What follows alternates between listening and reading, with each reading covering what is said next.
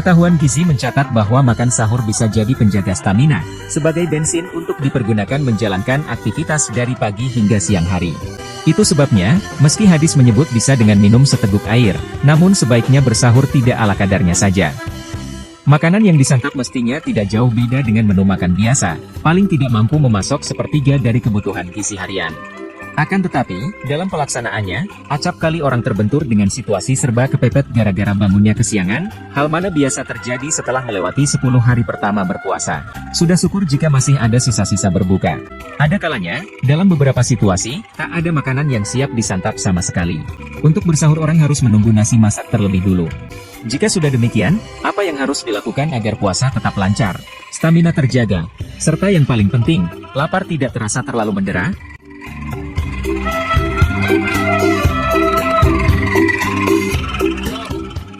Roti, yang bersama kek, donat, biskuit, roll, cracker, dan pie, dikelompokkan dalam keluarga bakery, adalah sejenis makanan hasil fermentasi ragi, yang saat ini sudah bukan merupakan produk asing lagi.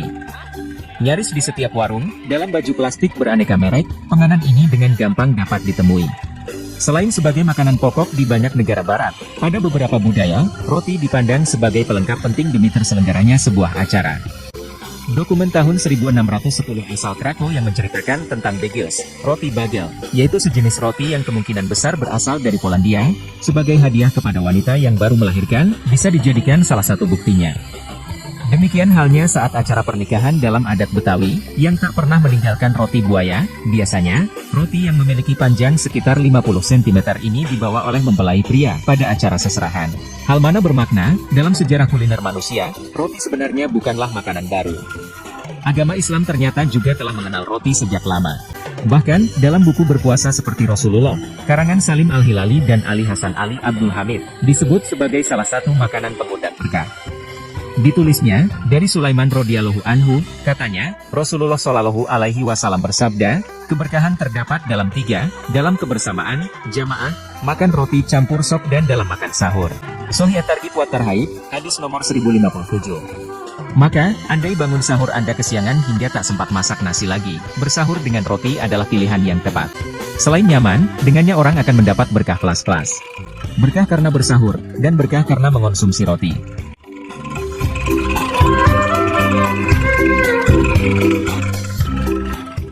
Secara umum, roti merupakan bahan makanan sumber karbohidrat yang sangat potensial dan praktis dikonsumsi. Jika mau membandingkannya dengan nasi yang biasa dijadikan makanan pokok orang Indonesia, atau mie, kalori yang dihasilkan 2 iris roti putih, white bread, dengan berat 80 gram, setara dengan kalori yang dihasilkan 100 gram nasi, 200 gram mie basah, atau 50 gram mie kering. Lebih dari itu, roti juga memiliki protein, vitamin, dan mineral dalam jumlah cukup lumayan. Masalahnya, sudah bukan rahasia lagi, banyak di antara kita yang suka merasa belum makan jika hanya mengonsumsi roti. Bahkan tak sedikit yang mengaku masih lapar, walau telah mengasupkan segunung kalori, alias setara dengan kandungan kalori yang didapat dari 2 piring nasi, tapi berasal dari roti. Selain lantaran faktor kebiasaan, kemungkinan lain terjadinya situasi ini berkait dengan Satiety Index, SI, dari makanan yang dikonsumsi. SI merupakan indeks untuk mengukur seberapa efektif sebuah makanan dapat membuat kenyang seseorang.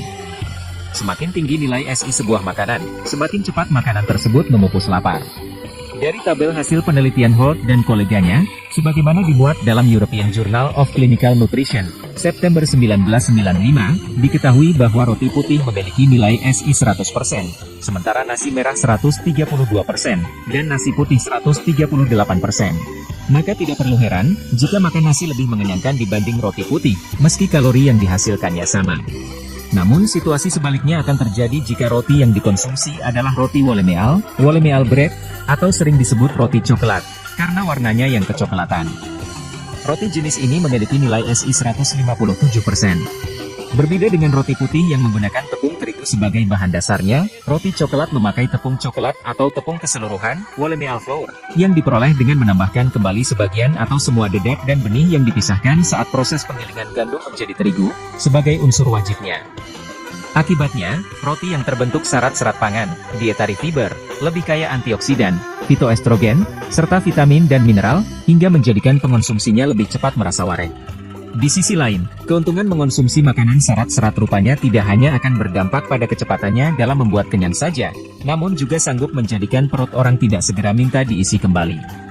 Studi yang dilakukan para ahli dari University of Sydney, Australia, memperlihatkan partisipan yang diberi menu sarapan dengan makanan syarat serat, yang dalam penelitian menggunakan semangkuk sereal, terbukti mampu membebaskan rasa laparnya hingga saat makan siang, manakala partisipan lain yang diberi menu sebaliknya, rendah serat, perutnya keroncongan.